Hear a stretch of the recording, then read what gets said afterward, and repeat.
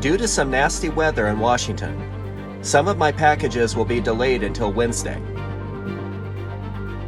But that gave me more time to prepare for their arrival in as natural a way as possible. So stick around to see what I did. Howdy guys, and welcome back to CBBs.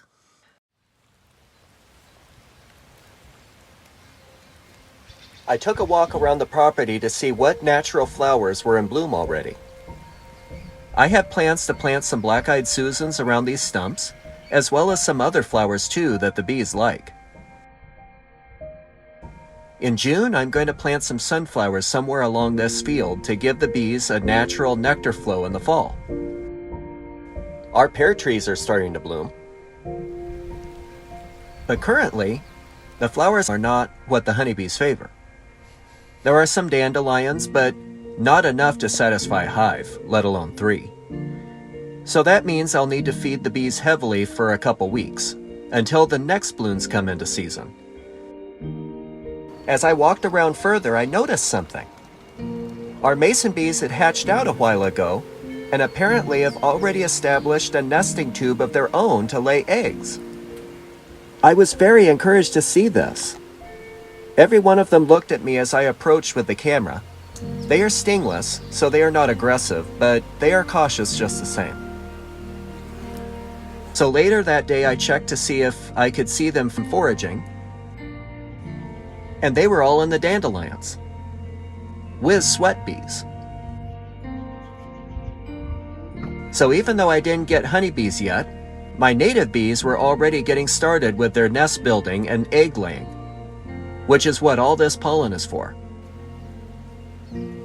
I wanted to see if I could spot any gathering mud for their nesting chambers, but alas, I couldn't see any doing it in some of our closest dirt patches.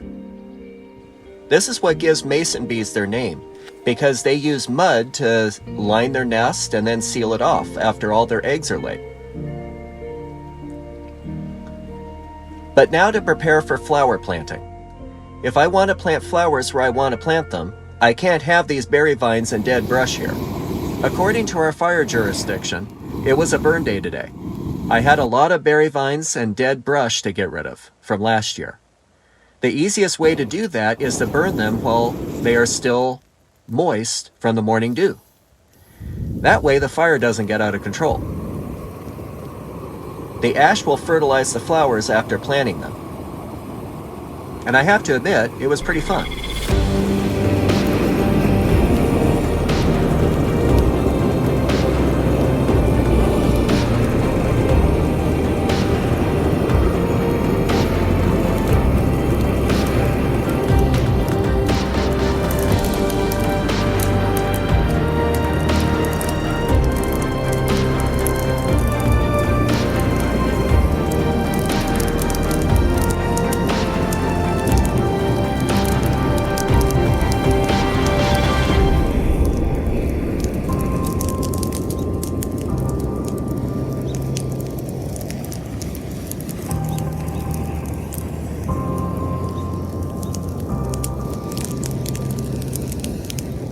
The brush burning was a success, with no out-of-control fires. I was very pleased. With the brush burning complete, I turned my attention to the garden. I needed a new row for root crops and another one for squashes. So altogether, I will have 4 50-foot rows to grow things with.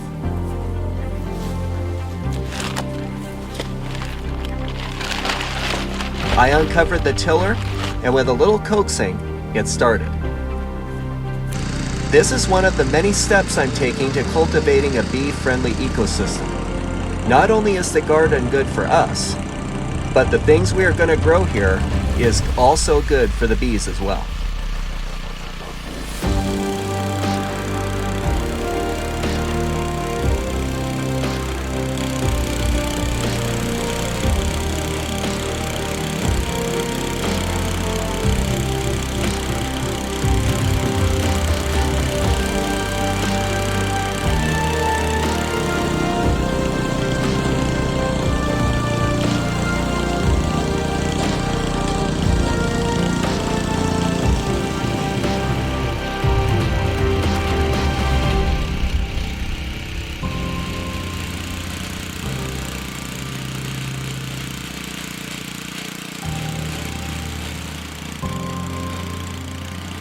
It was almost dusk by the time I finished the 2 rows I needed to add, but by the end of the day, it was complete.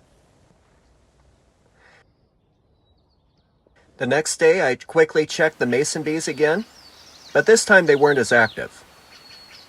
It was a little cooler day in the morning, so I waited around noon, and then I went to plant the black-eyed Susans. Okay, now you want to do it? Now, put them right in here. Yeah, there you go.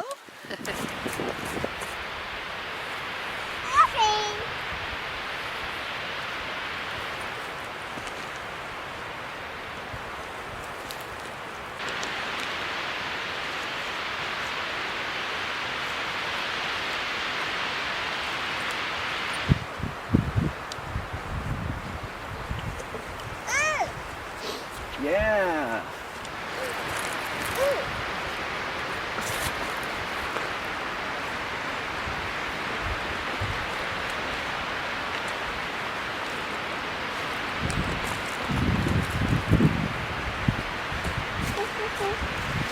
Yeah.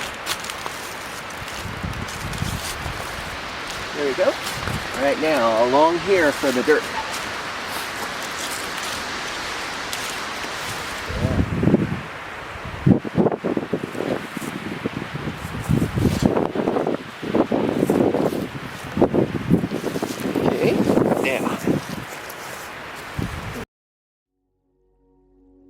It was disappointing that the honeybees wouldn't show up for another couple days or so. But when the bees do arrive, it wouldn't be long before the maple trees bloom, and that provides a huge nectar flow by itself. So, in a way, it is a good thing that the weather delayed the bees in that regard. Plus, me and my daughter doing all of this, the planting of some nectar-rich flowers, the plowing of a nice-sized garden, all establishes a nice foundation to a habitat the bees would be in. True, the black-eyed Susans won't grow right away. But with us sowing them in April, these black-eyed Susans are the kind that will blossom before the sunflowers will, if they get planted this late May to early June. This will give the bees a consistent nectar flow throughout the year and produce a lot of honey. The activity of the mason bees encouraged me to continue making plans for the next project, which is to fertilize the garden and hook up the irrigation for the coming plants that will be planted here. Thanks for watching. If you stayed until the end and are not subscribed, you will be a perfect subscriber for the channel. My content continues to get better with each idea, and if this niche interests you, why don't you check out this video here where I discuss colony collapse disorder and one of the links that might be causing it. And as always, be blessed.